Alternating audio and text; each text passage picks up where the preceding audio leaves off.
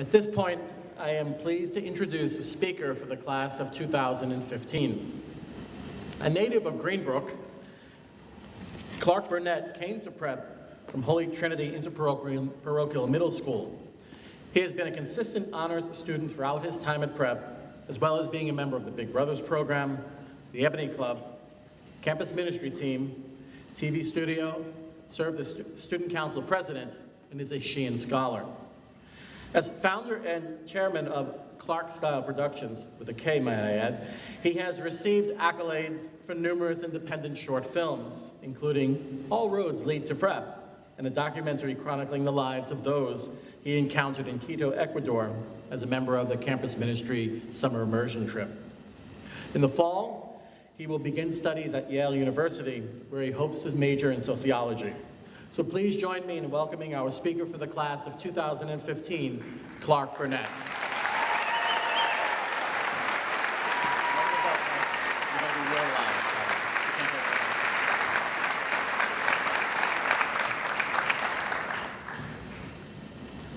Father Bowler, Mr. D'Angelo, Miss Thayer, members of the administration, faculty and staff, friends, family, and the graduating class of 2015. It is my pleasure to share a few thoughts of mine during this milestone for all of us. I'll begin with a story. Somewhere amongst the tangled Jersey City streets, a strapping young boy from the suburbs walks towards a brick building. It's early in the morning. He carries an extra bag for practice after school and smiles at the other young men around him. He's wearing the usual Apple earbuds that are even more tangled than the grid of streets he walks. The sun rises by the distant New York City skyline, and at once, this boy has entered into a music video of his own. Maybe it's Kanye West. Maybe it's Taylor Swift. Maybe it's Yo-Yo Ma. Anything. The music flows from his iPhone, and as he strides toward that building on that morning with his classmates, it's as if he's the front man of a Jesuit vineyard vines-clad dance troupe, sauntering in slow motion to the building doors a few yards away. But then the boy reaches those doors, alone. He's moved faster than the surrounding young men, a solo performance, as his dance troupe falls behind him. He swipes his ID card and walks inside. But wait, what's this? He holds the door. He's still holding the door. The music stops. Kanye stops claiming to be God. Taylor stops insisting that the hater's gonna hate. And Yo-Yo Ma sets his cello down. The boy is waiting, thinking. What should he do? It's been a while since freshman physics, and he's having difficulty calculating the next move to solve the ultimate St. Peter's Prep conundrum. Should he wait for some painfully awkward, interminable moment holding the door? This would prompt the other young men, or even a teacher, heavens no, to run up to the door in an undeniably awkward moment. Or should he choose the alternative? Walk directly inside without holding the door, and in doing so, renounce the very ideals he ought to uphold as a prep man for others. The guilt. Shameful. No. And now he's waited too long. It would be painful to leave so abruptly at this point. So he waits. The other boys walk through.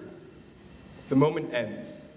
The door closes, and above all, our strapping young man is relieved.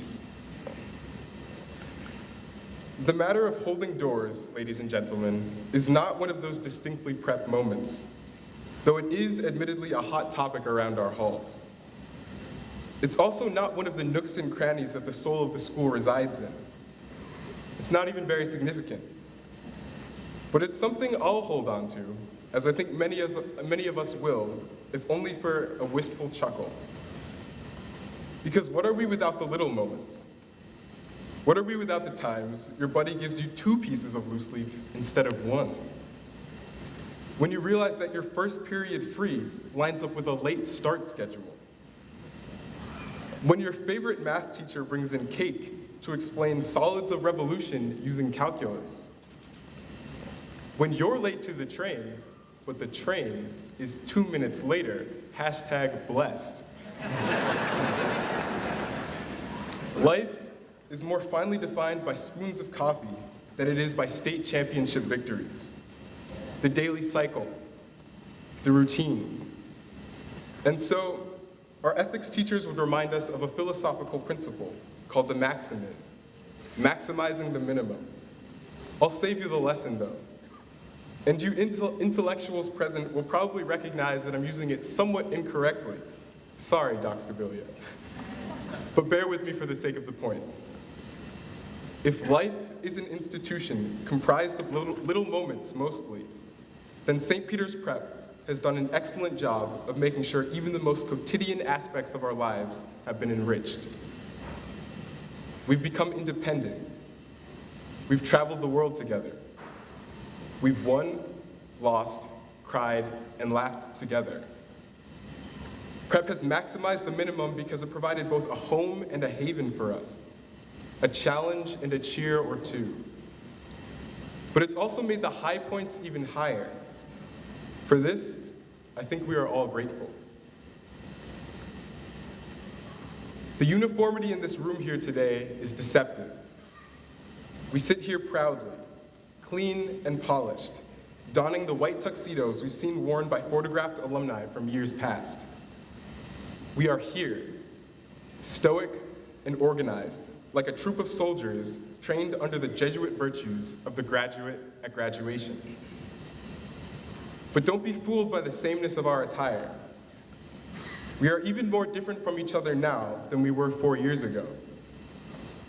Now we are state champions, both on teams and individually. We are pioneers in robotics and engineering. We are internationally recognized vocalists. We are activists. We are servants of the world. We are young men brave enough to face each other's insecurities on retreats and accept them wholly. We are Ignatian. We are even Twitter famous for successfully asking an NFL cheerleader to prom. And yet, for as many things that we have become, it is incredibly important to maintain what will hold us together in the decades that follow. This holds true because we will continue to change. It's a fact as beautiful as it is inevitable. But Prep is and always will be a part of who we are. Our paths crossed here for 4 short years, but that marked only the first few bricks in the road. So let us continue building. But before we proceed, I feel I would be remiss to not at least mention a few things about this year specifically. It's discomforting and it's overwhelming. This year, the real world shattered any illusion of an oasis we have here at school. Stories of racial tension and gender identity in the news confronted us on a level that struck a little too close to home. It would have been easier to look away. You wanted to look away. But you go to Prep, so you lift your averted eyes and you stare back. You stare back and you speak up. Because that's what we're called to do here and everywhere else we go as a result of bearing the Prep name. Never forget this. We are called to be uncomfortable. Our work is not finished. And so finally, the St. Peter's Prep Network lives in the men that carry it forward. It expands explosively, vibrantly. There's something about knowing that someone has come to this place, felt what you felt, and seen what you've seen that moves you in some way. It's difficult to articulate, but you know it when you feel it. It's more than just an awkward moment at a door. It's something like home. This is visible in the many strangers we Prep men meet, the strangers who become allies in the minute they introduce themselves as prep alumni. We see the light in their eyes and the pride in their grip as they say something like, St. Peter's Prep, class of '55. So now we're here, 60 years later, ready to become weathered and wizened by time, so that one day we can proudly introduce ourselves, St. Peter's Prep, class of 2015. The brotherhood lives on.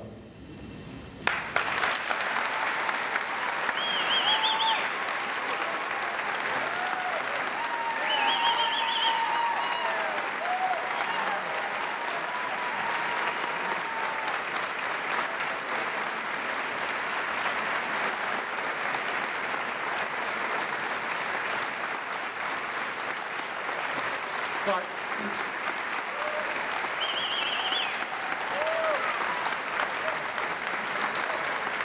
Clark, thank you. Thank you for your words today and for your many contributions to prep over the last 4 years. On behalf of the faculty, we are happy to present you with the Vincent J. Kennedy 39 Award as the speaker for the class of 2015. Congratulations.